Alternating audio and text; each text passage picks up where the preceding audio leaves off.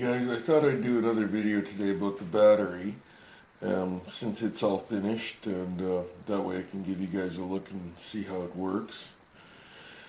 Let's see, where do I start? I added a fuse box because there's a lot of stuff running off of this. I've got 4 USB ports. I've got my fish finder here.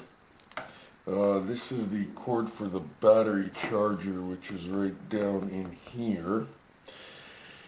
I added a voltmeter, and if I turn this on,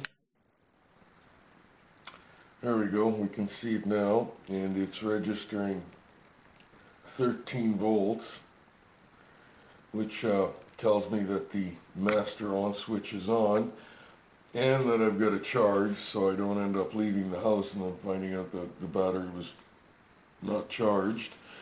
Got the solenoid for the starter. Over here we have, let's see, this is our positive connection for the starter. This is the negative connection for the starter on the boat motor. So that's all taken care of. I do have to get a wing nut for this because like this one, I think it would just be a lot better. Here is the plug for the starter button on the boat motor. And let's get to the fuse box.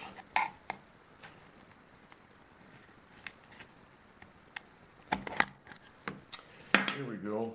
It's a little fuse box I picked up on Amazon from China, obviously. And it's got 6 fuse positions. I've got the fish finder, the solenoid for the boat motor, the 4 USB ports. This is for the voltmeter to register how much voltage I'm using or what's left in the battery. And this is the starter. I'm not sure if this fuse will be big enough, but I've got bigger. I thought I'd try with 30. Anyway, here's how the wiring was all done. The charger runs positive here, negative over here. So we are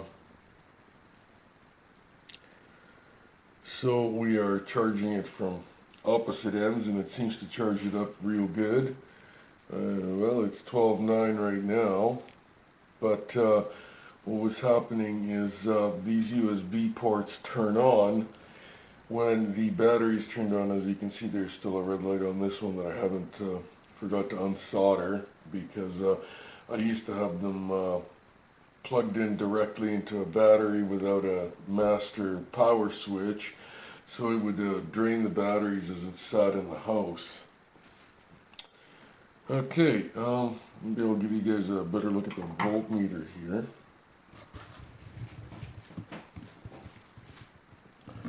Here's what it looks like from the front.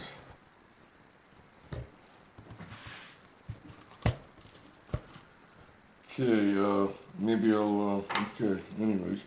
Here's the handle that I can carry the thing by, which is kind of nice because it does weigh a bit. Anyways, the batteries got duct taped together, and they seem to be holding fine, which is nice because it's like a solid bundle package. The battery pack for the boat, it fits quite nicely into the pontoon bag this size. I don't have a picture of it, I forgot to take it when I was trying it, but there is enough room for my fish finder and some stuff I can put in the front, like a battery charger for the camera. I can plug my phone into the USB if it's dead or if it's losing power. Anyways, handy little battery, works good for starting the motor, works good for keeping power in the boat.